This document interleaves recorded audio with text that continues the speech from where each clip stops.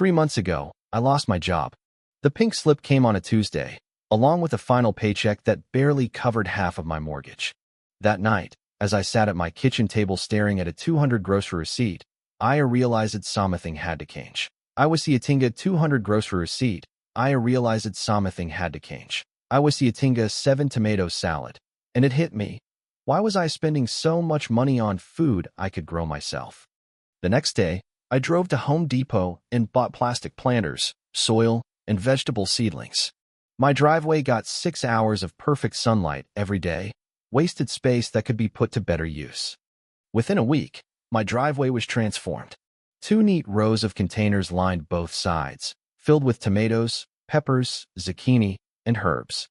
My first harvest saved me $43 compared to store prices. I felt a sense of pride watching the little green tomatoes grow bigger each day. Some neighbors even stopped to chat, asking for gardening tips. Old Mr. Garcia from next door brought me tomato cages he wasn't using anymore.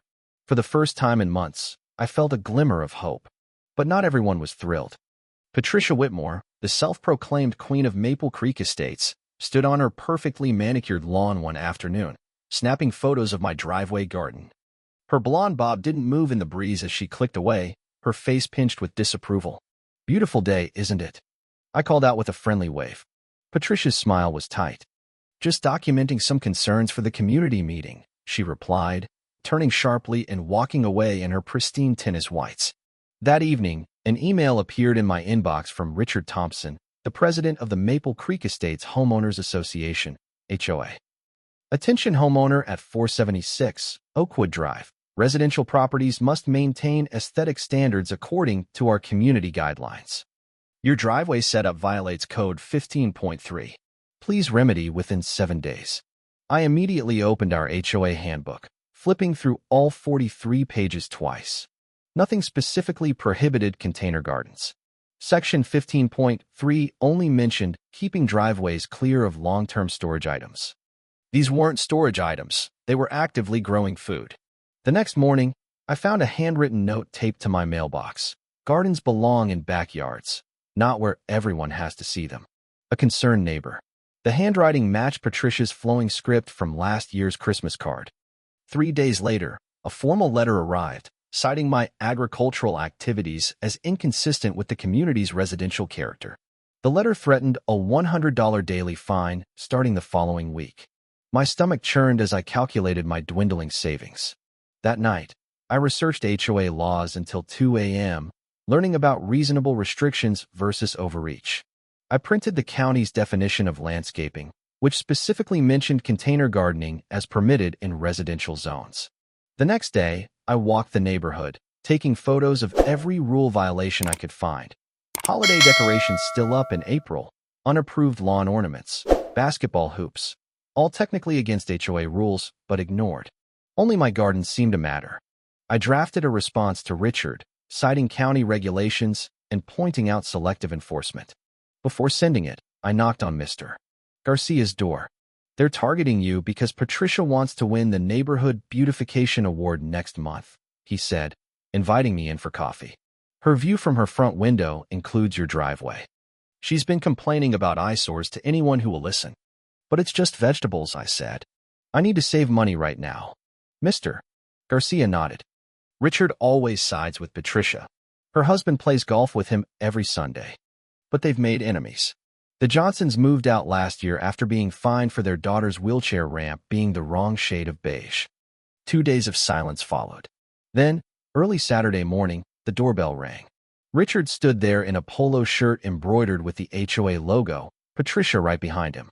We've received your response, Richard said, not quite meeting my eyes. The board has decided to schedule a special hearing about your situation. This isn't personal, Patricia added, though her tight smile suggested otherwise. We just care deeply about maintaining our community standards. Property values affect everyone. I noticed Patricia's phone partially hidden behind her purse, recording our conversation. I understand caring about our community, I said calmly. That's why I'm growing healthy food instead of letting my driveway sit empty. Nothing in our bylaws prohibits container gardens. Richard's face reddened. The board interprets the rules, not individual homeowners. The hearing is Tuesday at 7 p.m. As they walked away, I heard Patricia whisper, "I told you they wouldn't cooperate." That afternoon, I found 5 neighbors with notes on their doors about minor violations, all people who had stopped to admire my garden. Someone was sending a message. I stayed up late again, researching my rights. That's when I discovered something that made me sit up straight. Our county had a little-known Grow Your Own initiative that protected home food production. Could this help me?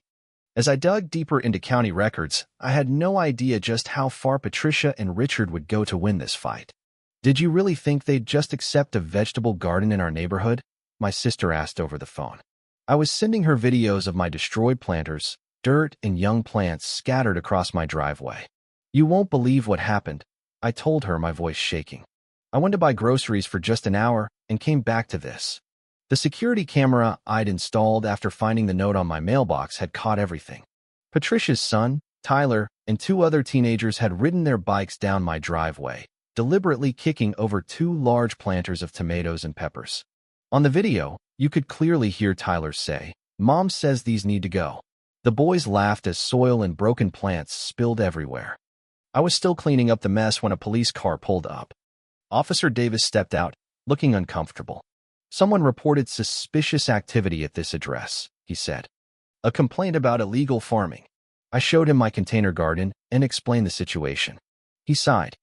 "HOA disputes are civil matters, but destruction of property is different." He watched my security footage and took notes. "Those kids definitely knocked over your planters on purpose," Officer Davis said. "Would you like to press charges for vandalism?" I hesitated. Escalating things might make everything worse. "Not yet," I said, "but I'd like this documented." After he left, I walked across the street and rang Patricia's doorbell.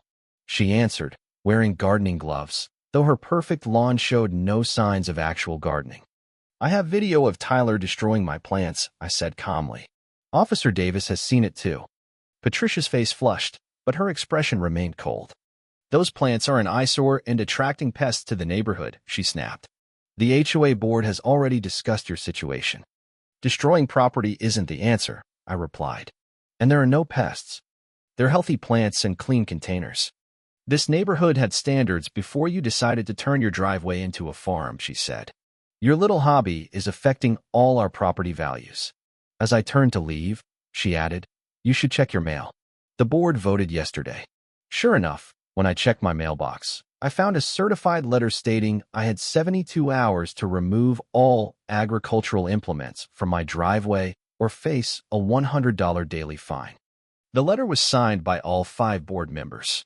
The next morning, while watering my remaining plants, I noticed several neighbors standing in their driveways, looking upset.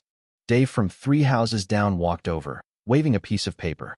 "Did you get one of these too?" he asked, showing me a violation notice for his basketball hoop, which had been there for 4 years without complaint. "They're targeting anyone who's been friendly with me," I realized aloud. "Thompson's been fining people for years over ridiculous things," Dave said, shaking his head. "My disabled mother couldn't paint her ramp the approved beige fast enough last year, and he fined her $200. By noon, I'd counted 5 neighbors with sudden violation notices, all for items that had been ignored for months or years. A bird feeder, a decorative gnome, wind chimes, a little free library box. "This is about your garden," said Sophia from next door, her notice citing unapproved landscaping for flowers she'd planted 2 summers ago. "Patricia's been bragging at book club about cleaning up the neighborhood, starting with your farm problem." I invited everyone over that evening. To my surprise, 8 neighbors showed up, each with stories about Richard and Patricia's selective enforcement of rules. "They only care about rules when it benefits them," said James, who had lived in the neighborhood for 20 years. Richard built a shed twice as large as allowed, but the board granted him a special exception. And Patricia's koi pond required a variance, which was approved in record time. We agreed to attend the next HOA meeting together and challenge the board's tactics. Strength in numbers seemed like our best strategy.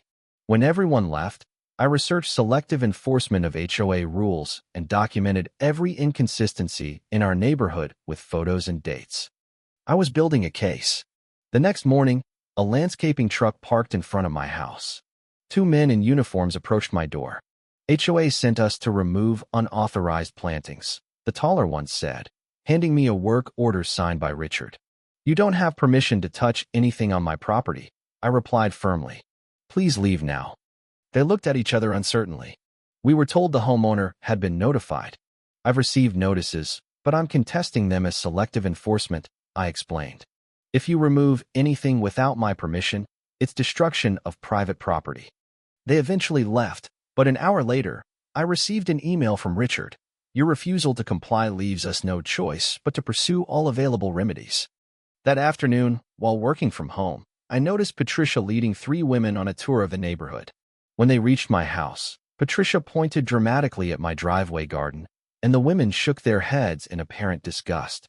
That evening, another certified letter arrived, this time a formal cease and desist threatening legal action if my agricultural activities weren't terminated within 48 hours. I called the county housing authority immediately and spoke with a clerk named Marcus. "HOAs have power, but they're not above the law," Marcus explained. "I suggest you check if your subdivision has any agricultural heritage protections in its original plan." "Agricultural heritage?" I asked. "Many developments here were built on former farmland," Marcus explained. "Some have special clauses protecting residents' rights to grow food, usually in the original covenants." I thanked him and immediately drove to the county records office, reaching it just before closing time. The clerk helped me locate my subdivision's original documents from 1992. Flipping through dusty pages, my heart raced when I found Section 8.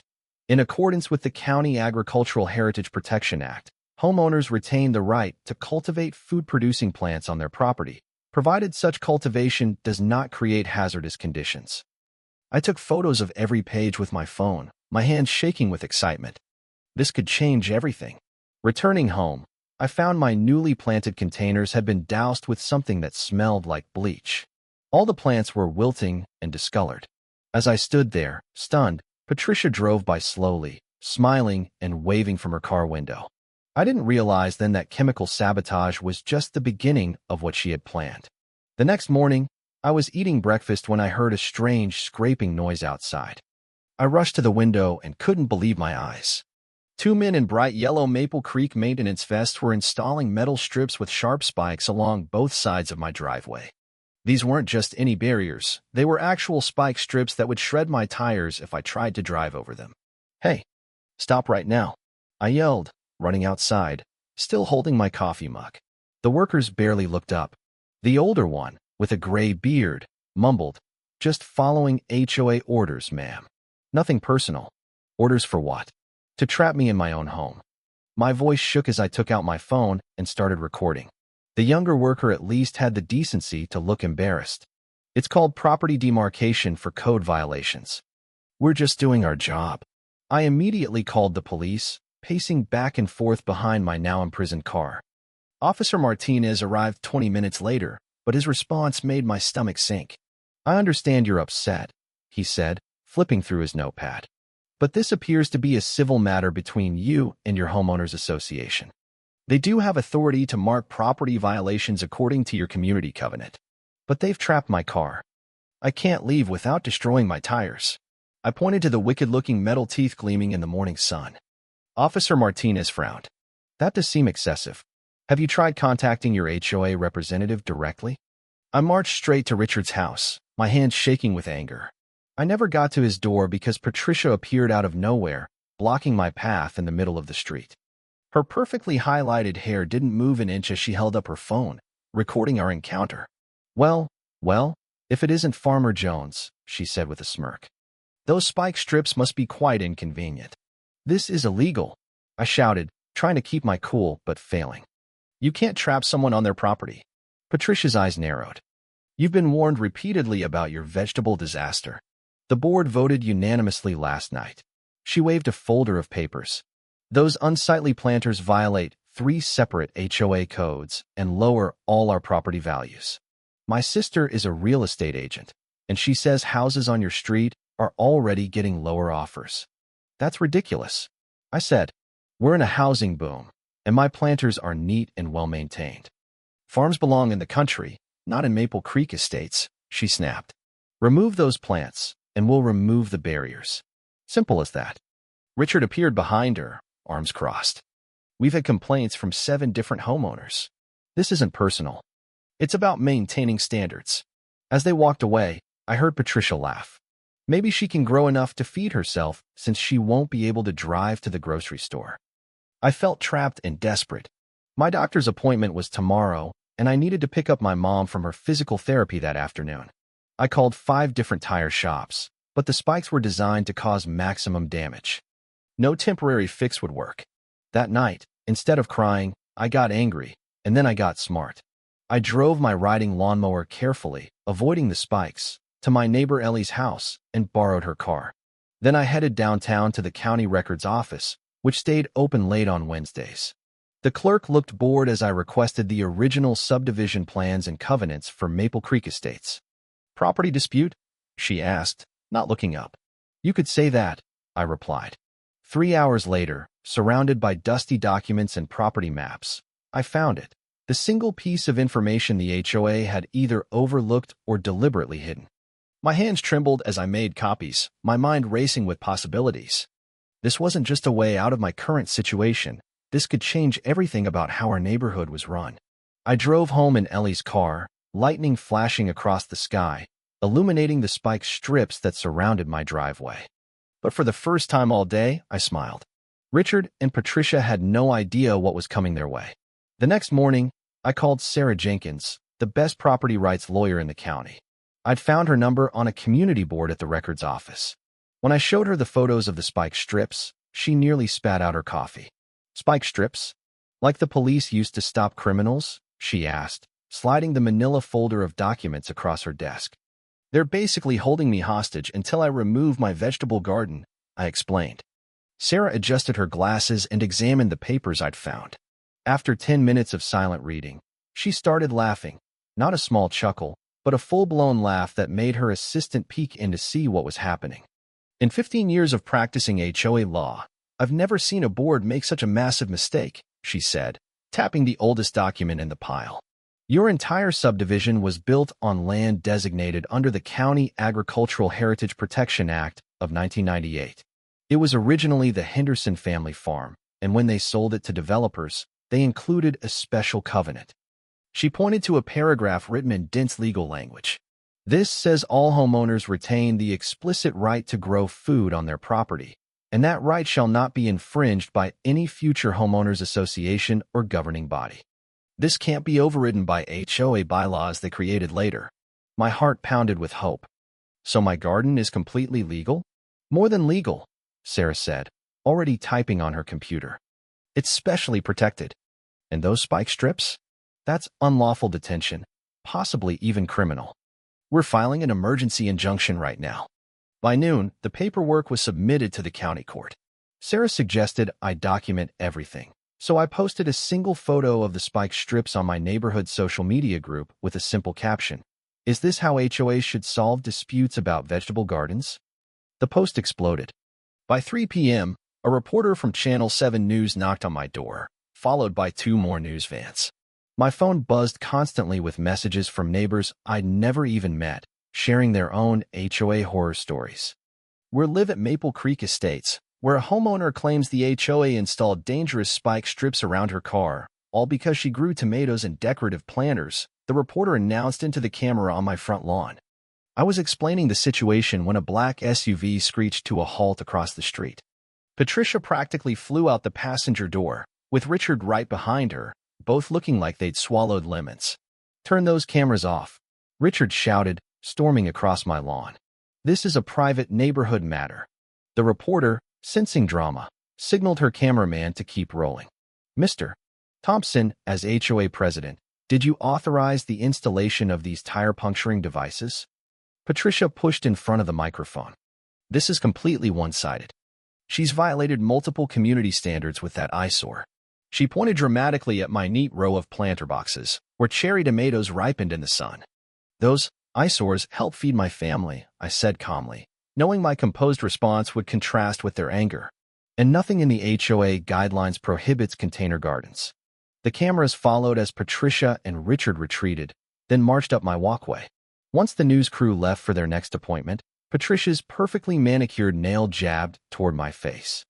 You're making us look like monsters on social media, she hissed, her face flushed. You installed spike strips around my car. I reminded her evenly. How would you describe that? Richard stepped forward, lowering his voice to sound reasonable. Look, we can resolve this quietly. Remove your garden. We'll remove the strips and forget the violations. No lawyers, no media circus. I took a deep breath and pulled out the copy Sarah had prepared. I have a counteroffer, I replied, handing them the agricultural heritage documents. Remove the strips immediately, or I continue with my lawsuit, which now includes false imprisonment, harassment, and violation of protected agricultural rights. Their faces transformed as they read, first confusion, then disbelief, and finally the dawning realization of their massive mistake. But instead of backing down, Richard's face hardened. He snatched the papers and tore them in half. We'll see what our lawyers say about your little farm loophole, he said. The HOA has a $300,000 legal defense fund, and we're not afraid to use it. Do you have that kind of money? As they stormed off, my phone buzzed with a text from Sarah. Judge Watkins is reviewing our emergency motion right now. Stay strong. The courtroom fell silent as Judge Watkins entered, her stern expression giving nothing away. My stomach twisted into knots as I spotted Richard and Patricia sitting confidently with their attorney, a sleek man in an expensive suit who kept whispering in Richard's ear. They had 3 people on their side of the room. I was surprised to see over 20 of my neighbors had shown up to support me, filling the benches behind Sarah and me. Before we begin, Judge Watkins said, adjusting her glasses, I want to make something very clear. I reviewed the evidence until midnight, and I am deeply troubled by what I've seen. Richard's attorney stood up smoothly. Your Honor, if I may. You may not. Judge Watkins cut him off. Mr. Parker, I've read your brief. Now I want to see these spike strips for myself. The courtroom screens lit up with my photos and video. Several people gasped at the images of the metal teeth surrounding my driveway. Mr. Thompson, the judge addressed Richard directly as HOA president. Did you authorize these devices to be installed? Richard stood, straightening his tie. Yes, Your Honor, but they were simply property markers to indicate a violation zone, not meant to. They are designed to puncture tires, Judge Watkins interrupted. The maintenance company's invoice specifically lists them as vehicle deterrent spike systems. Did you or did you not intend to prevent Ms. Walker from using her vehicle? When Richard hesitated, Patricia jumped up. She was breaking the rules. We gave her multiple warnings about that garden. The judge's gavel banged sharply. Mrs. Davis, you are not recognized to speak. Please sit down. Sarah presented the agricultural heritage documents next, explaining how they predated and superseded any HOA regulations. Richard's lawyer argued that modern community standards should take precedence, but his voice faltered when Judge Watkins held up the original covenant. This language is crystal clear, she said. The right to grow food on one's property is explicitly protected. Furthermore, there's nothing in the current HOA guidelines that specifically prohibits container gardening. Then came the security footage from last night. Tom Davis cutting my irrigation lines at 2:17 a.m. Patricia's face turned crimson as her husband's actions played on the screens. Mr. Davis has already been charged with criminal vandalism, Officer Martinez testified. He admitted Mrs. Davis asked him to do something about the garden situation. After just 40 minutes of arguments, Judge Watkins delivered her ruling. The court finds in favor of the plaintiff, she announced. The Maple Creek Estates HOA actions constitute unlawful detainment, harassment, and violation of protected property rights. Her voice hardened. Installing physical barriers preventing a homeowner from using their vehicle is particularly troubling. This court doesn't look kindly on vigilante enforcement tactics. My eyes filled with tears as she continued. The HOA is ordered to remove the spike strips immediately, within the hour. They will pay damages of $15,000, reimburse all legal fees, and repair all vandalized garden equipment. She looked directly at Richard. Additionally, I am mandating new HOA board elections within 30 days, supervised by a court-appointed observer. Richard's face went from red to white. Patricia buried her face in her hands. Your Honor, Richard's attorney began, we intend to appeal. That is your right, Judge Watkins nodded. However, the removal order and election requirement will not be stayed during any appeal. And Mr. Thompson, Mrs.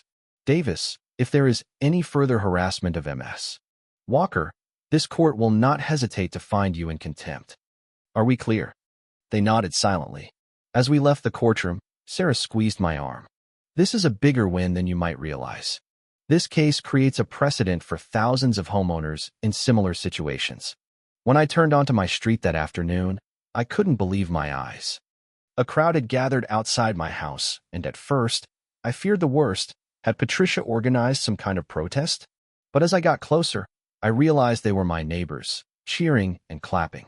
The maintenance crew was already removing the spike strips under Officer Martinez's watchful eye. Dave from down the block approached my car window. We watched the hearing on the court's live stream. He grinned.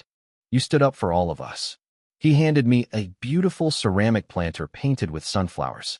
For our neighborhood's defender. Tears filled my eyes again as Ellie and her husband unveiled a handmade sign they'd created, Maple Creek Community Gardens, growing together. They'd collected signatures from over 50 neighbors who wanted to start a shared garden space in the unused land behind the neighborhood playground. We never knew about that agricultural heritage clause, Ellie explained. It applies to the whole subdivision, not just your property. We've been wanting community garden space for years. Over the next few weeks, something amazing happened. My little victory rippled outward in ways I never expected. Richard resigned from the HOA board completely and put his house up for sale. The new board, led by Dave and Mrs. Johnson from Maple Street, approved the community garden project unanimously. Even more surprising were the visitors from other neighborhoods. We heard about what happened here. A woman from Oak Ridge Estates told me as she admired my thriving tomato plants. Our HOA has been just as bad. Can you tell us how you found that original covenant? I expanded my own garden, adding a small sign. Community harvest, take what you need. The children from the neighborhood started stopping by after school, curious about how food grows. Mrs. Gonzalez, who had initially signed Patricia's complaint petition, sheepishly asked for gardening tips when her granddaughter became fascinated with my strawberry plants. I was wrong, she admitted, watching her granddaughter carefully water the seedlings I'd given them. Patricia kept saying these plants would bring down our property values, but my daughter's family is now considering moving here because of the community garden. Patricia still lives across the street, but now crosses to the other side when she sees me coming.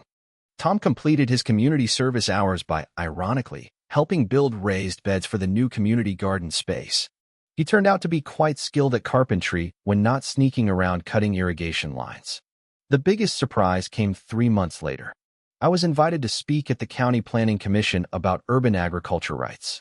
3 nearby HOA communities wanted help establishing their own community garden spaces, inspired by our story. Your case has become something of a legend, the commissioner told me. People are demanding to know what rights they actually have under these restrictive HOAs. This morning, as I harvested the last tomatoes of the season from my driveway planters, I noticed faint marks still visible on the concrete where the spike strips had been. I couldn't help but smile. They're a reminder that standing up for what's right can change more than just your own situation. My phone chimed with a text from Sarah. Guess what? The state legislature just introduced the Homeowner Food Freedom Act, and they mentioned your case by name. I looked at my flourishing garden, then at the community garden beyond, where neighbors work together among rows of vegetables and flowers. Sometimes, the most beautiful harvests aren't the ones you can eat, but the connections and changes that grow from standing your ground. And it all started because one small garden made Patricia Whitmore so angry she couldn't see past her own rulebook long enough to check the actual law. As my grandfather used to say, before you dig up someone else's garden, make sure you know whose land you're standing on. Thank you for taking the time to listen to today's story on Store of Good Stories. If this story touched your heart or made you think, don't forget to hit like and share the video to spread this positive message to more people. And if this is your first time here, make sure to subscribe and turn on the notification bell so you won't miss any of the meaningful stories we share every week. Your support is the biggest motivation for Store of Good Stories to keep bringing heartfelt and valuable stories to you. See you in the next video.